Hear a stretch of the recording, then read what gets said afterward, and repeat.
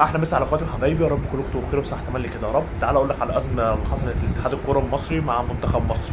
هو انطلق معسكر منتخب مصر امبارح، كل اللي كان انضم للمعسكر هو كل من حمدي فتحي والمهدي سليمان ومحمد الشامي واحمد رمضان بيكهام وخالد صبحي واسامه فيصل فقط.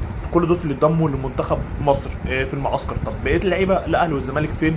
لعيبه الاهلي والزمالك ما راحوش المنتخب بسبب ان المفروض اللعيبه تنضم للمنتخب يوم 1 سبتمبر. يوم 1 سبتمبر لان منتخب مصر عنده ماتش يوم 6 سبتمبر ويوم 10 سبتمبر بس. فاتحاد الكوره هو الغلطان، ولا الاهلي ولا الاهلي غلط ولا الزمالك غلطان. انت يا اتحاد الكوره قلت لي المفروض اللعيبه تتضم يوم 1 سبتمبر، ليه دلوقتي بتطلب مني اضم لك اللعيبه واحنا خارجين من موسم شق لموسم فيه تعب وارهاق؟ انا ما صدقت اريح اللعيبه. فهنا العك من اتحاد الكوره.